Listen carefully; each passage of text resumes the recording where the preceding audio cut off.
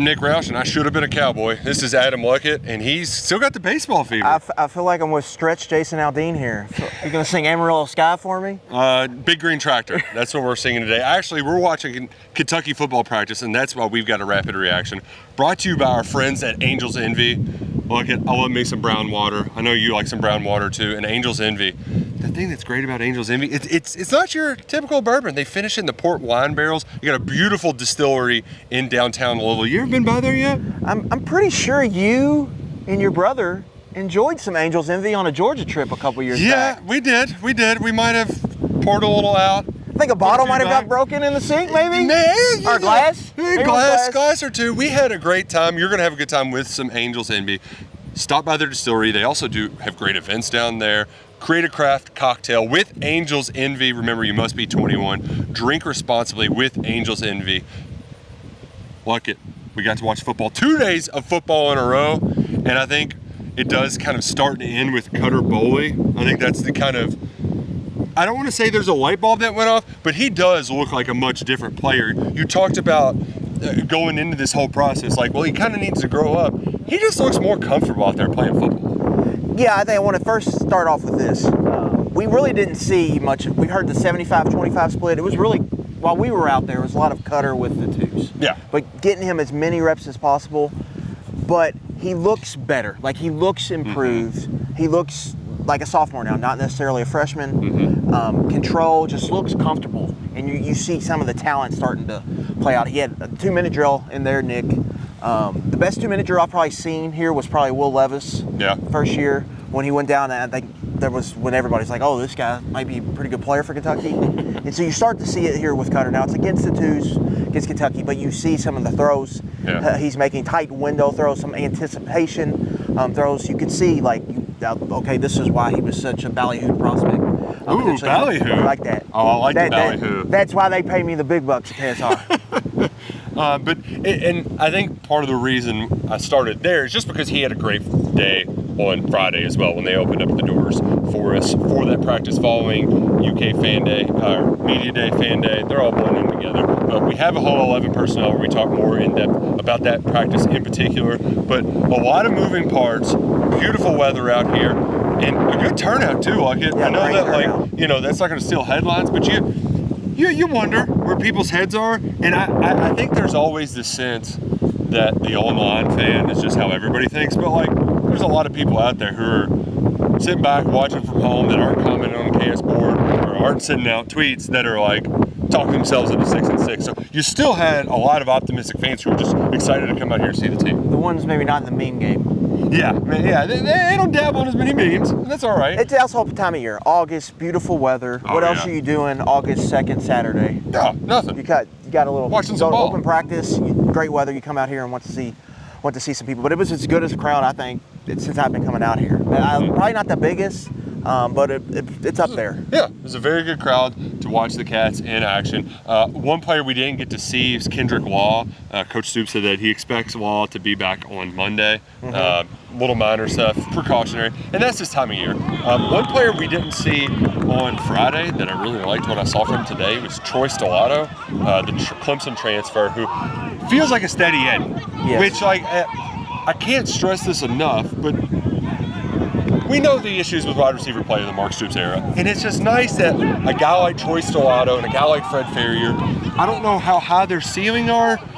We talked about it with Justin Rowland. It feels like the floor is much higher for this wide receiver room. I don't know how they got any top end talent, but the routine looked routine a lot of times today. You're blitzing the nickel corner. All right, just hits the lotto for a slant, gains 6 yards, live to play another day. Yeah, with Stellato, like, he's proven he can be a productive slot receiver in a power conference offense. Health is a big thing, right? Yeah. Availability. Mm-hmm. Like, is he going to be out there? Can't make the club in the tub. Can you depend on him? He misses a practice, but he's out there today making some plays. Everything we're hearing still about Kendrick Law is he's going to be a generator and a guy they force feed the football to. Seth McGowan wasn't out there today, Nick. Right. Precautionary, we believe, but there's, like we talked about, there's no wood around. I guess I could go knock on a tree, but they're really healthy at this point here. Martellus Carter walked off early yesterday. He was out there today. Right. So they're in a really good spot from that standpoint. Now they're really going to ramp up, I'd say, the hitting.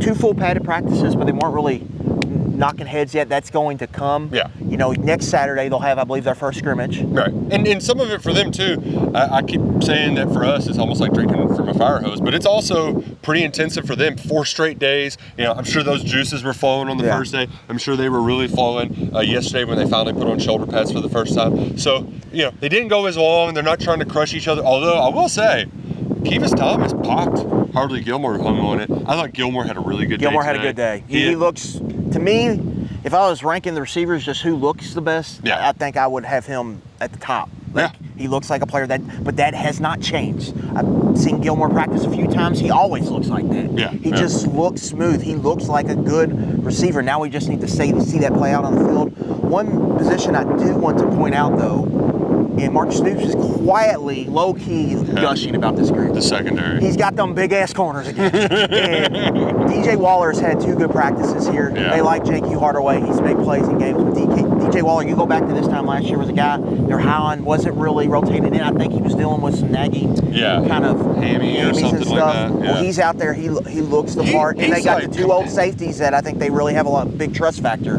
Just seeing the competitive fire from Waller. Like, you know, that's a position that he can break it down mentally. You're not going to win every single one of them, but he's out there going to war.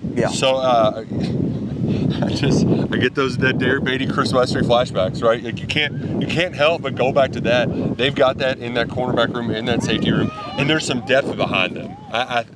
You know, we talked about it some yesterday. Brad White mentioned it.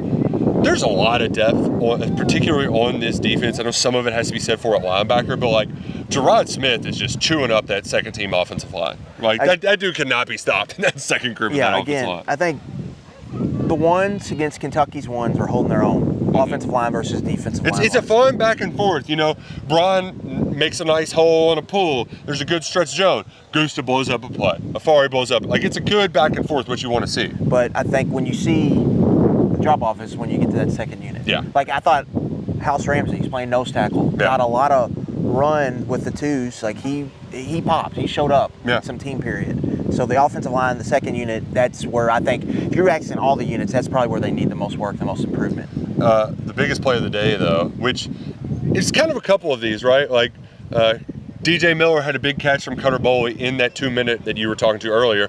That was a Gerard Smith sack. The other play of the day was Boley to Rodriguez. I believe it was Calzada, where it's probably a sack. His best throw of the day. But he pulled the pin, he let it rip, and then Big Willie climbed the ladder. It'd be nice if we could see Willie Rodriguez really produce this fall. Yeah, he's going to be, I think, a big part of the offense, kind of their number 1 tight end.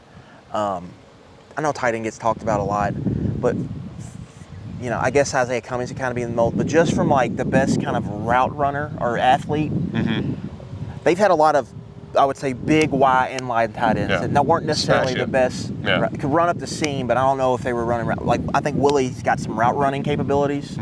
So maybe he can bring kind of a different element to the offense. That's something we're going to have to see play out. Like the wide receiver and tight end, just in general, it's just like, how do we set these expectations, right? Who's even going to play? Who separates from one another? Like for me, I really wanted to see Kendrick Law today. We really haven't seen Kendrick Law. Exactly. I just wanted to see how he runs. I don't know. So I mean, like we're not really going to see him until Toledo comes to town and plays in the stadium. And they're relying on him heavily. He's a huge part of the offense and what they want to do this year. Yeah. So that's TBD. We've got a lot more to come. This is just one of the rap reactions. We've been making videos, we've been watching practice, now we got to go write a bunch of stuff. So Luckett and I are going to get back to work, just like Mark Stoops and the Wildcats, as fall camp begins right here in the Bluegrass. Go Reds.